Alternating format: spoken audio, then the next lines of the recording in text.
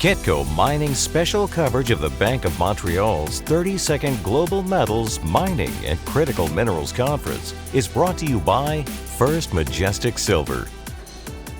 Sigma Lithium is set for production this spring. The CEO is Anna Cabral-Gardner. Anna, welcome to Kitco. Thank you. Thank you for having me on the show. I want to give my congratulations to you as well, Anna. You are a Kitco nominee for Mining CEO of the Year. Congratulations. Thank you. I really appreciate it. Talk about being a tier one producer. What is that? Why is it important? Well, I mean, we've came a long way to get here. As we repeatedly say, I mean, to bring a lithium asset into production doesn't happen overnight because you have to solve for two aspects of the business. The first aspect is the mining, but then you have to deliver the mine product into a plant, which will then deliver the lithium concentrate, what we call the pre-chemical, right? So we've done this. I mean, essentially we've been mining since October. So we have run of mine, we have the material on the ground, on site since October. And now we're basically nearing the commissioning of the second module of the plant, which is the dense media separation. So in weeks' time, essentially, we're going to be hopefully the sixth largest producer in the world, right? What's that production number? Yes, we were going to be producing on an annual basis 270,000 tons of lithium concentrate. It's a premium concentrate. That's equivalent to 37,000 tons LCE. So it's quite large. More importantly, in parallel, we are building two more production line trains on the same industrial site. So what we expect is that within the next 12 months, we are going to be able to triple the production capacity. So we start as a tier one producer quite large, but then we continue to grow as a producer all the way to hopefully within 12 months' time, becoming the fourth largest producer in the world. Again, this is a world of super majors, right? Lithium has 4 super majors, so we're going to be joining the club of super majors, which is an accomplishment that we're very proud of because it was very hard to get here. Anna, so there was some headlines that came out around Sigma Lithium. I think it was about a week or 2 weeks ago. You were linked with Tesla, and then there was a possible buy. Is there anything that you can comment on that, or is there anything that was there? We can comment on these rumors, but essentially it's explainable because throughout this 6-year journey, I mean, A10, which is the fund I co-founded, controls 48% of Sigma. And at that, we were in a very peculiar position. I mean, Sigma is not a junior mining company. So the entire time, the way we thought through the strategy of the company as we developed it and as we built it, and now as we become a producer, was to preserve the integrity of eventually a potential exit. I mean, it's my fiduciary duty at one point to change the guardianship of this company. That's what I get paid to do by my investors at the fund, right? And as a CEO of the company, I had to think about preserving the integrity of an eventual exit. How so? 2 aspects. Over the years, as we planned our capital structure, as we thought through the capitalization, we always invited into the shareholder registry other financial investors, meaning I didn't sterilize the company by bringing a strategic investor too early on, because that could potentially jeopardize my exit. 1. 2, offtakes. And that was really hard to do. I had to preserve the offtakes for a duration that was just long enough to make Sigma Lithium a viable proposition commercially and financially, but not too long, meaning not life of mine, not multiple years, as to jeopardize the attractiveness of the asset as an integratable opportunity. Why? Because what we knew as investors, and that's what we do for a living, was that downstream from us, a potential suitor would always look at Sigma as a source of integratable lithium tonnage. If that tonnage wasn't available, we wouldn't be interesting at all. So it isn't about A, B, C, or D companies. It's about today, when you look at the investable targets in the lithium industry, there are actually very few companies with these 2 characteristics, or 3 actually. Very large. I mean, we're going to be extremely large. We're 6th, become 4th, right?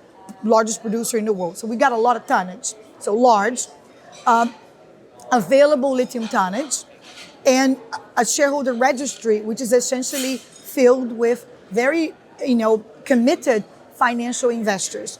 And then fourth, and that's why I ended up as an investor at Sigma to begin with, is that we are actually delivering the most environmentally sustainable lithium in the industry, because that's the reason why I got the mandate from my fund to make this investment 6 years ago, when it wasn't fashionable. I mean, sustainability 6 years ago was not part of the conversation at all. And for us, it was the center of the conversation, right? And that's why it was so hard, because we had to not only do these three things: large shareholder registry with financial investors, available lithium tonnage, but also make it sustainable. How, looking at, I'm going to use you have a varied background with your science and your chemistry, but I want to lean on your economics hat, because you're very good at looking at business. But how have some of the past lithium operations come a scupper? How have they actually failed, or what have been, because there are some companies that just haven't made it organizationally because of the business choices they made. You also you said that the company that you built, the Sigma, is very much built on people like Pilbara Minerals with Ken, in terms of what he built there, and kind of taking those people and those models and kind of making sense of it.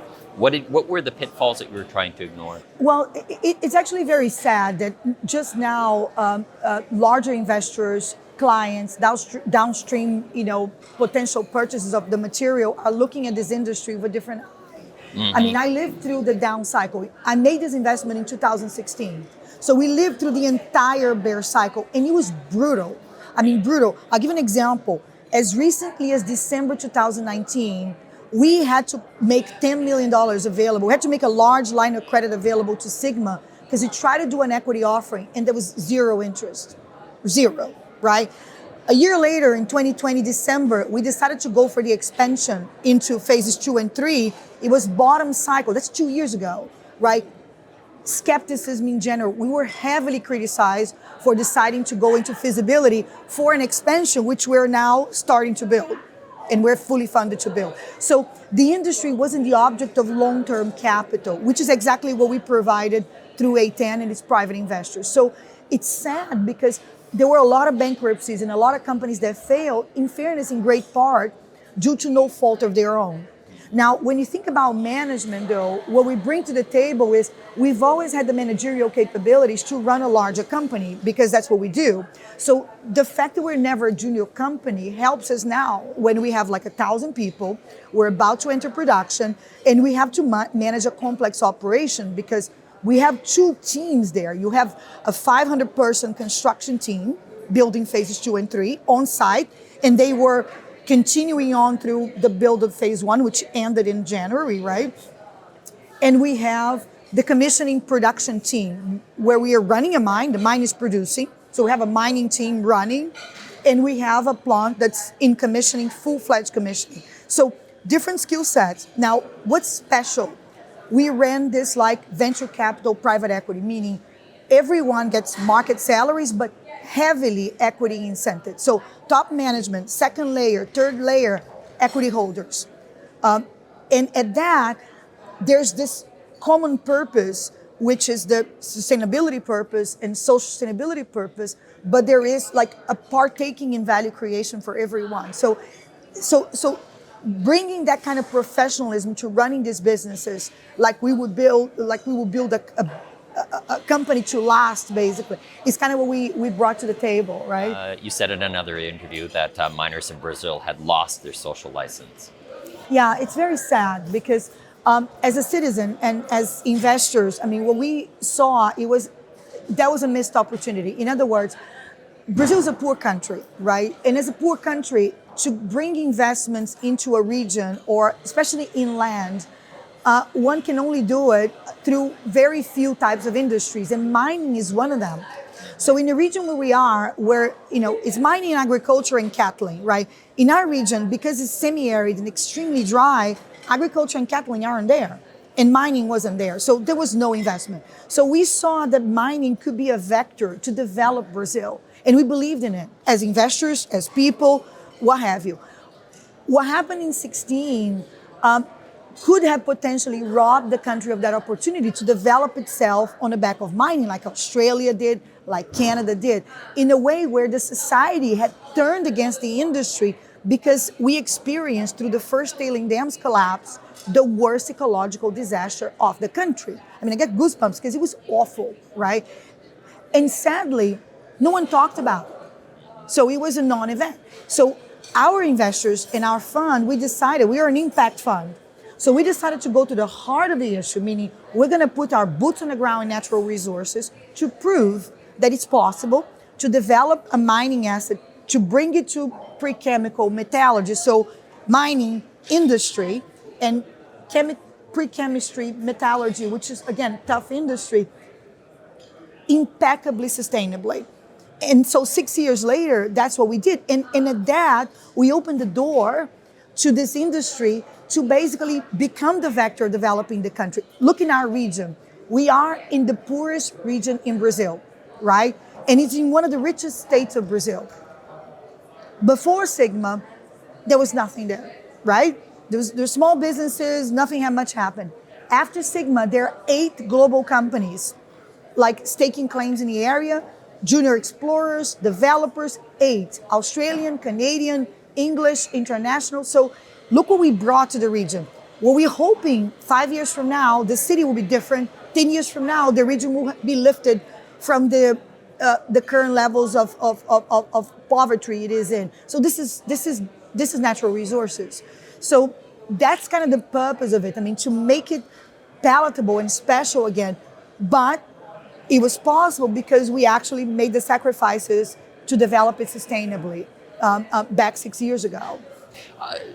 You're a Brazilian-focused miner. Why are you a fan of the Inflation Reduction Act?